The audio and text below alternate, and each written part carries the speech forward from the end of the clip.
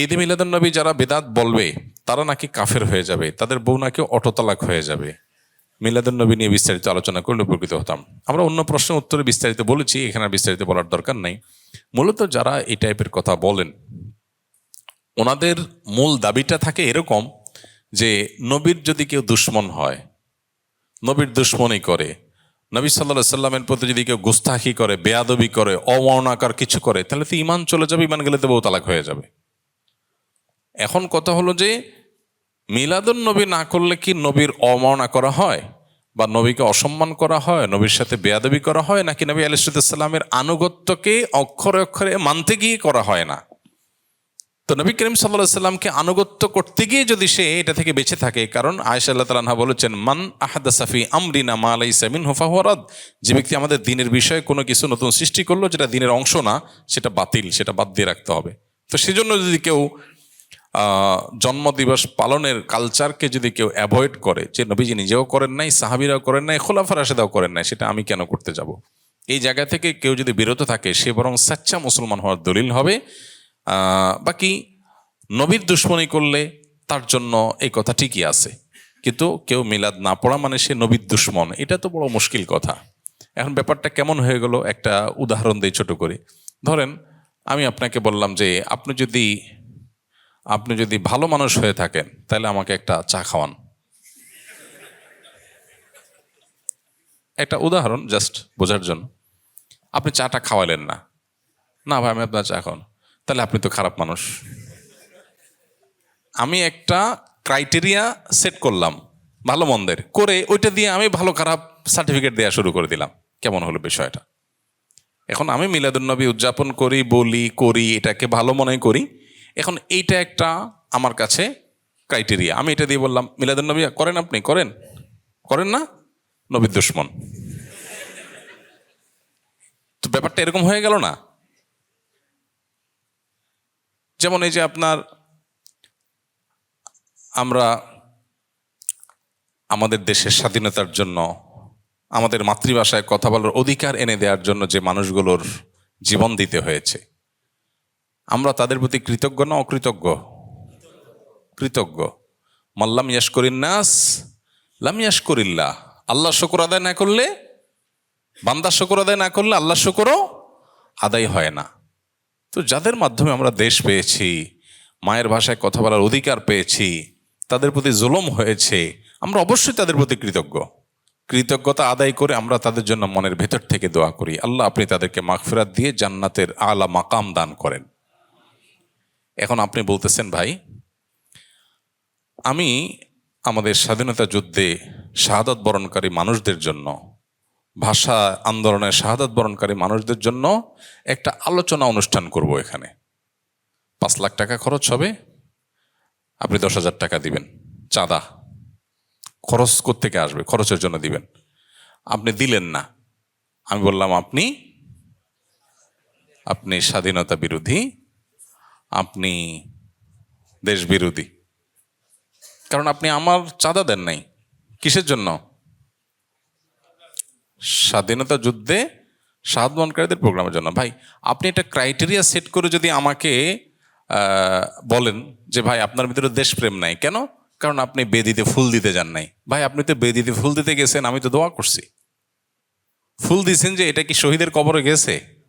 কিন্তু আমার দোয়াটা তো তার কাছে যাবে, তো কাজের কাজটা তো আমি করলাম। এখন আপনি আমার বলতেছেন ভাই দেশপ্রেম নাই, কেমন হলো জিনিসটা? ঠিক একইভাবে মিলাদুন নবী কেউ পালন করছেন নবী করিম সাল্লাল্লাহু আলাইহি ওয়াসাল্লামের মহব্বতে, আপনি করছেন, এখন বলতেছেন ভাই এটা না করলে নবীর দুশ্মন। কেমন হয়ে গেল জিনিসটা? আপনি একটা ক্রাইটেরিয়া সেট করে ওইটা দিয়ে নবীর দুশ্মন সবাইকে মাফ করছেন, এটা সঠিক না। আল্লাহ আমাদের ভাইদেরকে বোঝার তৌফিক দান করুন। এরপরে প্রশ্ন হলো, আপনার লাইভ প্রশ্নোত্তর বন্ধের ঘোষণা শুনে আমরা কষ্ট পেয়েছি। এর আগে বলেছেন আপনি ওয়াজ মাহফিল করবেন না, আপনি কি অনলাইন অফলাইনের সব নসিহামূলক প্রোগ্রাম বাদ দিয়ে দিবেন? না ভাই, আমরা তো বারবার করে বলেছি যে এই কে লাইট জ্বালায় বারবার এখানে? হ্যাঁ, অফিসে না অফ করছে? কেউ একজন করছে তো মনে হয়। ও গুড, আচ্ছা তাহলে আবার পড়ি। আপনার লাইভ প্রশ্ন উত্তর বন্ধের ঘোষণা শুনে আমরা কষ্ট পেয়েছি। এর আগে বলেছেন আপনি ওয়াজ মাহফিল করবেন না, আপনি কি অনলাইন অফলাইন থেকে নাসিহামূলক সব প্রোগ্রাম বাদ দিয়ে দিবেন? না ভাই, এরকম কোনো কথা তো আমরা বলি নাই। এই যে এখন প্রোগ্রাম করছি, এটাও তো একটা প্রোগ্রাম। তো অনলাইন প্রোগ্রাম থেকে আমরা যদি সবগুলো থেকে যদি সরে আসি, তাহলে এই প্রোগ্রামটা কেন করছি? মূলত আমরা বলেছি যে লাইভে আলহামদুলিল্লাহ 7 বছর ধরে 313টি পর্বে 20,000-এরও বেশি প্রশ্নের উত্তর দেওয়া হয়েছে আলহামদুলিল্লাহ। এখন নতুন করে মানুষের যে জিজ্ঞাসা আছে সেগুলোর উত্তর জানার জন্য আসুন্নাহ ফাউন্ডেশনে কল সেন্টারে দক্ষ ওলামা একরাম আছেন। এসব আলেমগণ বাংলাদেশ সময় সকাল 8টা থেকে রাত 10টা পর্যন্ত টেলিফোনে বা আমাদের যে অফিসের নাম্বার আছে সেই অফিসিয়াল নাম্বারে, আপনার ফেসবুকে বা যে কোনো জায়গা থেকে গুগল থেকে আমাদের অফিসের নাম্বার, আসুন্নাহ ফাউন্ডেশনের নাম্বার আপনি পাবেন। কল করলেই আপনি প্রশ্ন উত্তর পাবেন। ওলামা একরাম তৎক্ষণাৎ যদি উত্তর দিতে না পারেন, পরবর্তীতে তারা বোর্ড বসায়া কলারকে তারা উত্তর জানায় দিয়ে থাকেন। সো আমাদের যেহেতু প্রশ্নের উত্তর দেওয়ার জন্য একটা ভালো ব্যবস্থা হয়েছে, এদিকে আমাদের আরও অনেক কাজ বেড়েছে, সেজন্য আমরা এই কাজটা এখানে শেষ করছি। আর প্রশ্নোত্তর সেশনে যে এখানে করতেছি, অন্যান্য অফলাইন প্রোগ্রামগুলোতে আমরা করবো ইনশাআল্লাহ। এবং লাইভের বিকল্প হিসাবে আমরা বলেছি নবী করিম সাল্লাল্লাহু আলাইহি সাল্লামের হারানো সুন্নাহগুলো নিয়ে আমরা ধারাবাহিক একটা প্রোগ্রাম লাইভ যে সময়টাতে যেত, যেদিন যাইতো ওই দিনই আমরা ইনশাআল্লাহ সম্প্রচার করব। পরবর্তী শুক্রবার থেকে শুরু হয়ে যাবে। অর্থাৎ একটা প্রোগ্রাম বন্ধ হলেও তার বিনিময়ে, তার পরিবর্তে আমরা আরেকটা প্রোগ্রাম চালু করছি তার জায়গায়। এবং সেই সাথে আমাদের দাওয়াতি কার্যক্রমের মধ্যে এই যে মসজিদ কমপ্লেক্সে, আসুন্নাহ ফাউন্ডেশন মসজিদ কমপ্লেক্সে আমরা প্রতি আরবি মাসের প্রথম বৃহস্পতিবার দিবাগত রাতে আমরা এখানে হালাকা করি। মাগরিব এসে আলোচনা হয়, মেয়েদের বসার ব্যবস্থা থাকে আলাদা করে, পুরুষদের আলাদা থাকে। আর সেই সাথে আমরা রাত্রি যাপন করি, আগে থেকে নিবন্ধন করতে হয়। সেই হিসাবে আমরা রাত্রি যাপন করি, সকালে আলোচনা হয়, বিভিন্ন আমল হয়, বিভিন্ন তালিম হয়। তো আমরা আলহামদুলিল্লাহ অফলাইন বিভিন্ন প্রোগ্রামের পরিমাণ বাড়াচ্ছি এবং অনলাইনে বিভিন্ন নতুন নতুন প্রোগ্রামে আমরা যুক্ত হচ্ছি। সেজন্য লাইভ প্রোগ্রামটা বাদ দিয়েছি। আর মাহফিল বাদ দিয়েছি। মাহফিল রাত বিরাত, গভীর রাত পর্যন্ত আলোচনা করতে হয়, যেটা সুন্নাহর সাথে যায় না। এর পাশাপাশি আমাদের আরও অন্যান্য দাওয়াতি কার্যক্রম আছে, লোক তৈরি করা, মানুষ তৈরি করা, ইমাম ট্রেনিং, মুয়াজ্জিন ট্রেনিং, এগুলো চলমান আছে একসাথে আলহামদুলিল্লাহ। মাদ্রাসার প্রিন্সিপালদের প্রশিক্ষণ চলছে মাদ্রাসা পরিচালনা নিয়ে। তারপরে বিভিন্ন সেক্টরে আমাদের অনেকগুলো কোর্স এবং ট্রেনিং চলছে। অন্যান্য দাওয়াতি কাজে ব্যস্ততার কারণে মূলত আমরা লাইভের এই প্রোগ্রাম থেকে সরে আসছি, কিন্তু প্রশ্নোত্তর আমরা বন্ধ করি নাই, প্রশ্নোত্তর আমরা দিচ্ছি, দিয়ে যাবো ইনশাআল্লাহ তাআলা। এরপরে প্রশ্ন হলো, শিয়াল যদি মুরগি মেরে ফেলে তাহলে ওই মুরগি কি খাওয়া হালাল হবে? অনেকে বলে শিয়াল মেরে ফেলা মুরগি শিকারী, তাই হালাল মনে করে খায়। না, এটা মনে করার কোনো কারণ নাই, এটা জায়েজ নাই। শিকারী পশু যদি শিকার দিক করতে হয় কোনো পশু দিয়ে, যে তুমি পশুকে পাঠালাম সে যেন শিকার করে ধরে নিয়ে আসে, এই শিকার করে ধরে আনা পশু খাওয়া হালাল হবে যদি সেটা প্রশিক্ষিত শিকারী হয় এবং পাঠানোর সময় তাকে আপনি বিসমিল্লাহ বলে পাঠালেন। বিভিন্ন শর্ত আছে এটার জন্য। শিয়াল যা ধরে নিয়ে চলে আসলো আর আপনি খাওয়া শুরু করলেন শিকারী মনে করে, এত সহজ না বিষয়গুলো। স্বামী তার স্ত্রী জীবিত থাকা অবস্থায় কি তার স্ত্রীর আপন বোনের মেয়েকে, ভাগ্নিকে বিয়ে করতে পারবেন? না, হারাম, এটা জায়েজ নাই। একটা মূলনীতি বলে রাখি, সেটা হলো এমন দুইজনকে বিয়ে করা যাবে না, একসাথে বিয়ের অধীনে রাখা যাবে না, যাদের একজন পুরুষ হলে আবার একজনের সাথে বিয়ে করা জায়েজ হতো না। এটা একটা প্রিন্সিপাল, মৌলিক নীতি। যেমন যিনি প্রশ্নটা করলেন, খালাকে বিয়ে করেছেন, কোনো মেয়েকে বিয়ে করেছেন, ওই মেয়ের ভাগ্নি বোনের মেয়েকে বিয়ে করছেন।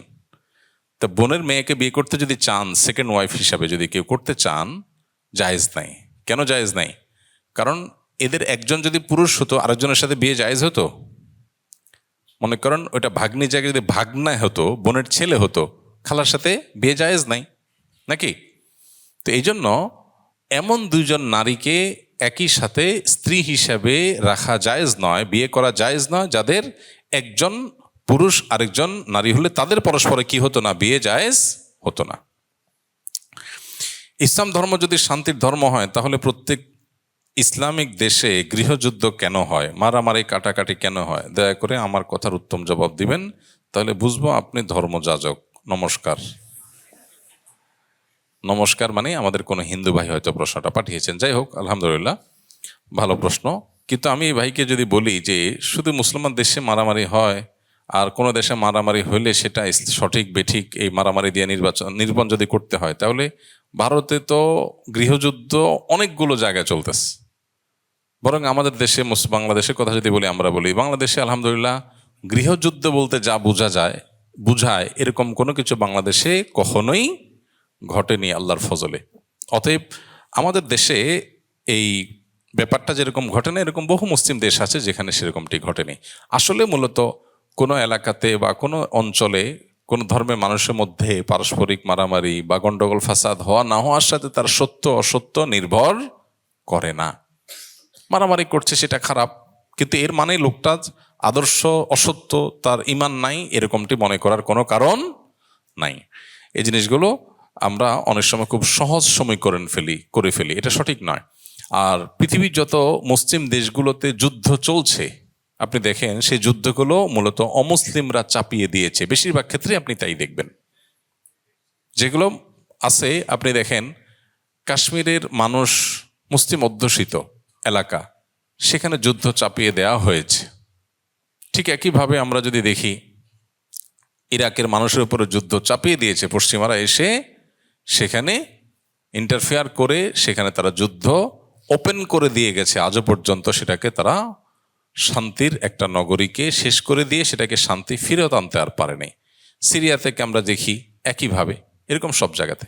হ্যাঁ, মুসলিম দেশগুলোতে যে নিজেদের মধ্যে গন্ডগোল ফাসাদ হয় না তা না। পাকিস্তানে এখন চলতেছে বেলুচিস্তান এবং পাকিস্তানের মূল আর্মিদের সাথে, আবার আফগানিস্তানেও আংশিক কোনো কোনো ক্ষেত্রে হয়, আবার বিভিন্ন দেশে এরকম হয়। তো যদি হয় সেটা অবশ্য নিন্দনীয়। আল্লাহ কোরআনে বলেছেন যে ইমানদারদের দুটি দল, দুটি গ্রুপ যদি নিজেরা মারামারিতে লিপ্ত হয়, ফাসলিহু, তোমরা সেখানে মীমাংসা করে ফেলো, এটাকে শেষ করে ফেলো, এটাকে জিয়ে রেখো না। তো এটা আল্লাহ তাআলা আমাদেরকে নির্দেশ করেছেন। মানুষ হিসেবে একসাথে থাকতে গেলে তো স্বামী স্ত্রীর সাথেও কি হয়, ঝগড়া হয়, মতপার্থক্য হয়। অতএব একটা সমাজে মানুষের সাথে আর কিছু অংশের সাথে কিছু অংশের ভিন্ন মত হবে, ভিন্ন মতটা ঝগড়ায় যাবে, ঝগড়া যুদ্ধে পর্যন্ত যেতে পারে, এটা অস্বাভাবিক নয়। এটা দিয়ে কারোর ধর্মের সঠিকতা বা বেঠিকতা নিরূপণ করা যায় না। আপনি যদি সত্যি সত্যানন্দান্বেষী হয়ে থাকেন, আপনি কোরআন এবং সিরাত পড়েন এবং ইসলামটাকে জানার চেষ্টা করেন, আপনি ইসলামের কাছে, আল্লাহর কাছে আত্মসমর্পণ করতে, আপনার সৃষ্টিকর্তার কাছে আত্মসমর্পণ করতে বাধ্য হবেন।